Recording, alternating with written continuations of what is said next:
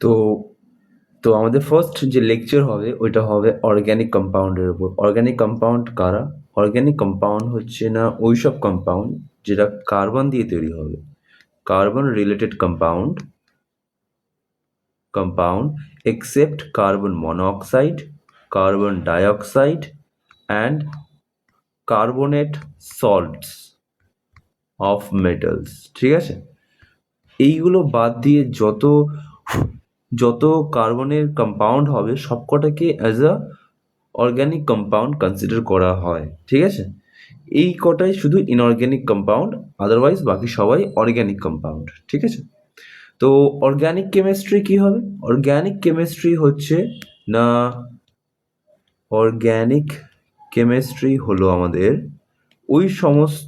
ওই সমস্ত organic কম্পাউন্ডের study.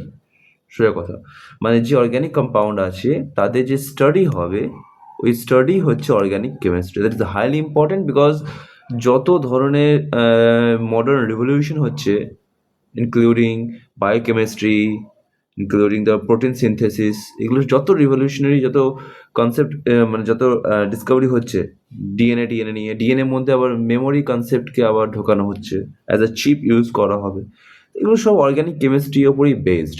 ওকে, তো অর্গ্যানিক কম্পাউন্ড বোঝা গেল, অর্গ্যানিক কেমিস্ট্রি বোঝা গেল।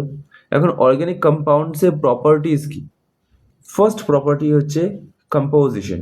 ঠিক আছে, কম্পোজিশন বলতে মেইনলি অর্গ্যানিক কম্পাউন্ড কার্বন আর হাইড্রোজেন দিয়ে তৈরি হয়, কিন্তু সেটা বলা ভুল হবে, কেন কি শুধু কার্বন আর হাইড্রোজেন দিয়ে তো অনেক কম্পাউন্ড তৈরি হয় অর্গ্যানিক, বাট যে ইসেনশিয়াল, যেগুলো স্টাডি করার মতো জিনিস, সেগুলোর জন্য কিন্তু অক্সিজেন লাগে, নাইট্রোজেন লাগে, সালফার লাগে, ম্যাগনেশিয়াম।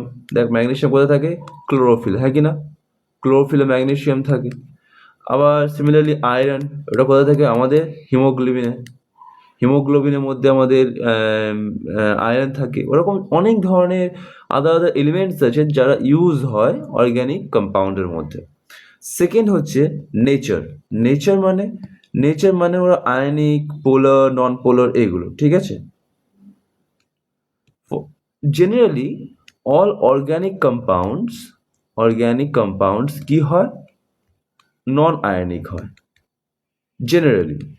ঠিক আছে, এটা বলবো না যে পুরোপুরি নন আয়নিক হয়, আয়নিক কম্পাউন্ড হয়, আর আয়নিক হলে ওরা উইক আয়নিক হয়। ঠিক আছে, ফর এক্সাম্পল মনে পড়ে আমরা CH3COOH পড়েছিলাম, এটা অবভিয়াসলি আয়নিক না, কিন্তু এটা একটু পোলার নেচারের জন্য যখন ওয়াটারের মধ্যে দিই আমরা, তখন এই এভাবে ভেঙে যায় না, COO মাইনাস প্লাস আমাদের H+, তাই না?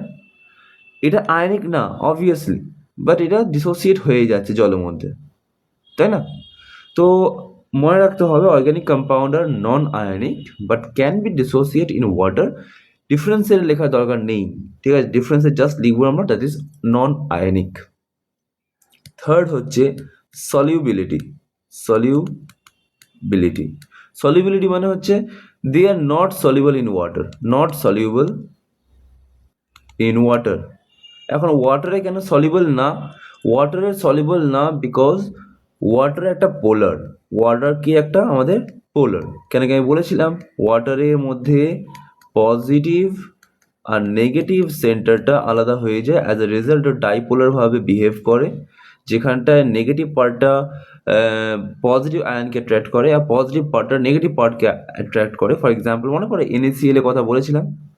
তো তো ওয়াটার একটা পোলার, বাট যে আমাদের অর্গ্যানিক কম্পাউন্ড হয় জেনারেলি নন পোলার। অর্গ্যানিক কম্পাউন্ড আমাদের জেনারেলি নন পোলার। তো নন পোলার আর পোলার তো ভালোভাবে সলিউবল হবে না, এরা ইন্টারঅ্যাকশনই করবে না, that is why they are insoluble in water. তোরা নিশ্চয়ই ক্লাস 9-এ পড়েছিস, যখন ওয়াটার পড়েছিস, যে লাইক ডিজলভস লাইক, তাই না? যারা সেম নেচারে থাকে তারাই ডিজলভ হতে পারে একে অপরের মধ্যে। For example alcohol water dissolved হয়ে যায় because alcohol is a compound which is polar in nature.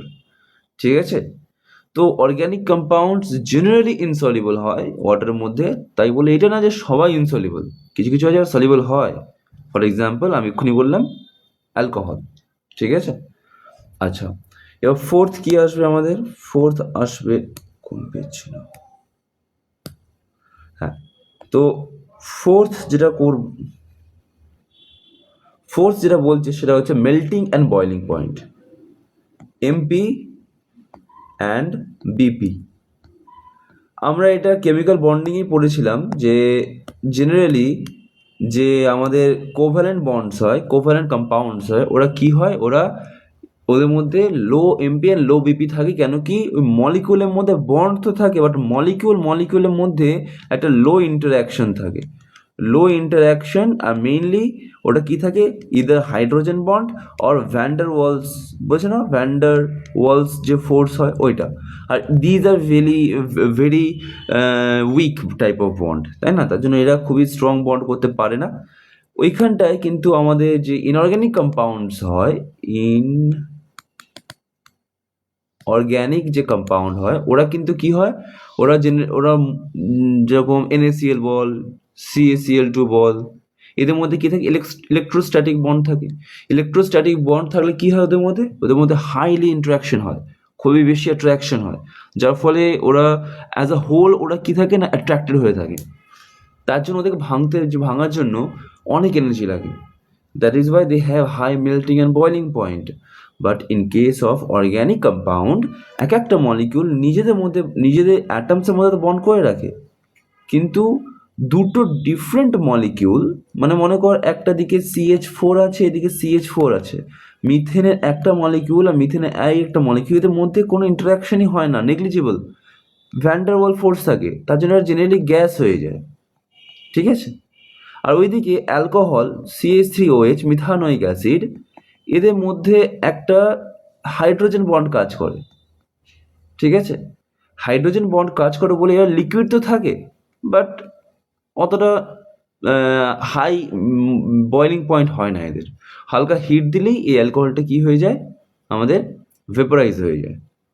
তো হাইড্রোজেন বল van der Waal force, these are very weak, that is why they have low melting and boiling point. এবার combustibility কথা বলছি, মানে কতটা জ্বলতে পারে, জ্বলনশীল যাকে বলে। মানে যে কোনো অর্গ্যানিক কম্পাউন্ড যদি রাখি আমরা, তাকে দিয়ে অক্সিজেনে বার্ন করি, ও বার্ন হয়ে যাবে, আর as a result of CO2 and H2O বের করবে। যদি কার্বন হাইড্রোজেন থাকবে ওর মধ্যে, আর তার সাথে যদি নাইট্রোজেন থাকে, দেন নাইট্রোজেন অক্সাইড, সালফার থাকলে sulphur dioxide and other oxides তৈরি করবে। তো অর্গ্যানিক কম্পাউন্ডস আর হাইলি কম্বাস্টেবল।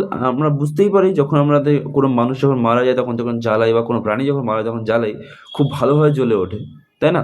তার রিজনটাই হচ্ছে কেন কি all organic compounds are highly combustible in nature.